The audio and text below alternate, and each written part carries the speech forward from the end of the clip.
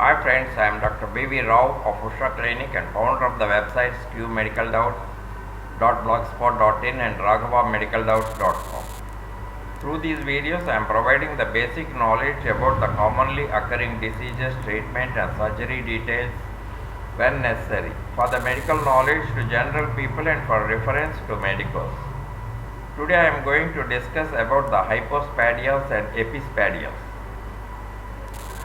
Hypospadias. It is the commonest congenital malformation of the urethra. The external meatus is present at some point on the undersurface of the penis or in the perineum. Is of 5 degrees as follows.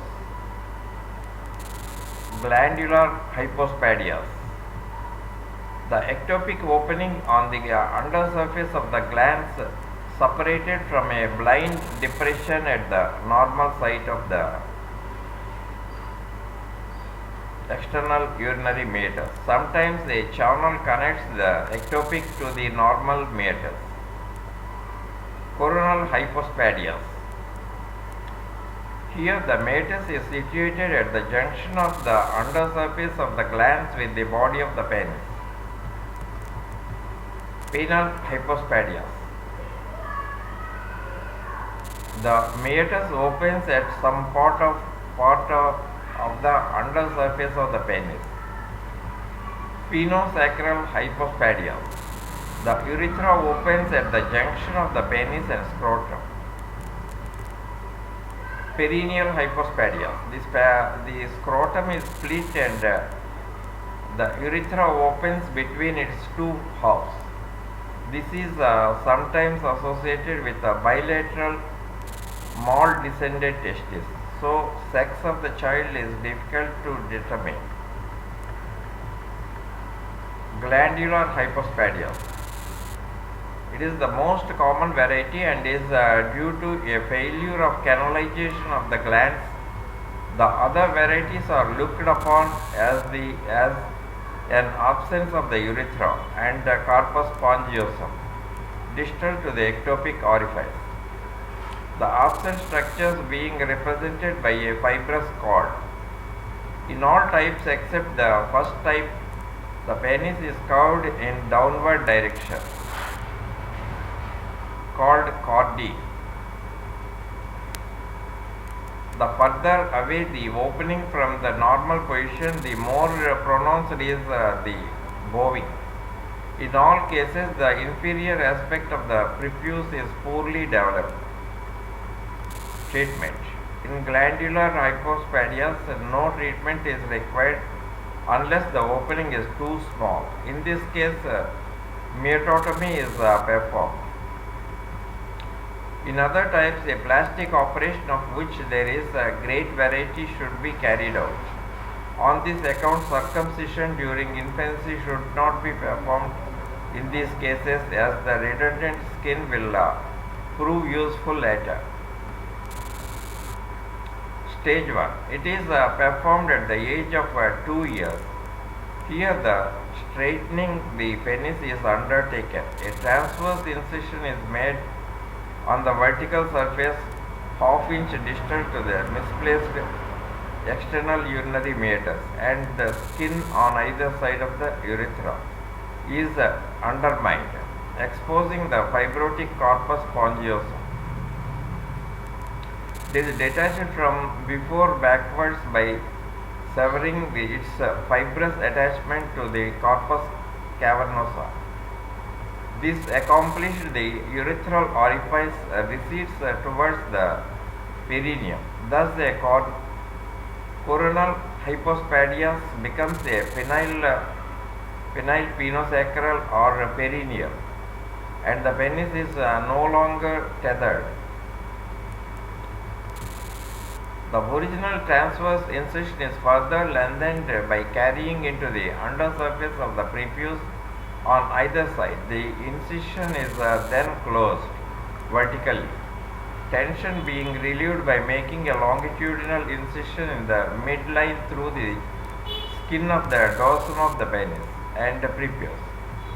The penis is wrapped in ribbon gauze soaked in flavin, and liquid paraffin.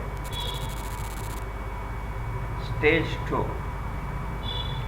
Dennis Brown's method. It is a method of constructing urethra, preferably between 5 and 7 years of age. Diversion of urine from the seat of operation can be accomplished by perineal ureterostomy. A Malcott catheter of correct size is passed into the bladder on a sound. The sound is withdrawn slightly and rotated so that its beak can be felt in the perineum. Strictly in the midline, a small incision is made and the catheter is seen within the urethra. The wall of the catheter is grasped in a hemostat while the assistant withdraws the sound. The butt end of the catheter is then drawn along the urethra and made to emerge in the perineum.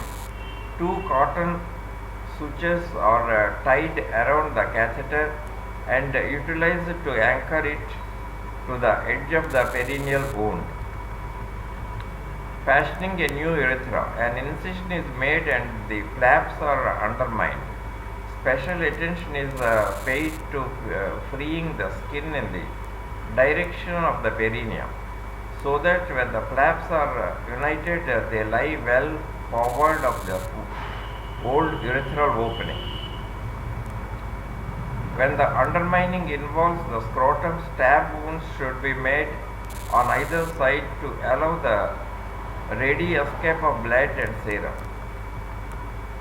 Next, with a sharp scissors, a triangular area of glands is bored of skin on either side of the proposed new meatus.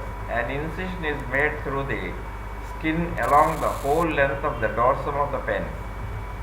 This is to relieve tension and the wound is allowed to epithelialize. The flaps are sutured but not too tightly. Brown employs glass beads and small section of soft aluminum tubing, which are crushed and hold the suture in place. No dressing is employed, only a spray of Novocaine tetracycline is given for 2 weeks. The sutures are removed in a week. The Malcott catheter is withdrawn on the 10th day. The perineal wound closes 3 to 5 days later. Epispadias. Epispadias is rare in males and still rare in females. The defect may be glandular, penile or total. The latter usually associated ectopic vesicae. In the first 2 types, the urethral orifice is situated on the dorsum, and in the second variety, the penis curves upwards as well. Treatment. The operative treatment is similar in principle to that of hypospadias and so somewhat less difficult to perform. That's all about the hypospadias and epispadias. And in the next video, I will discuss about some other disease. Thank you.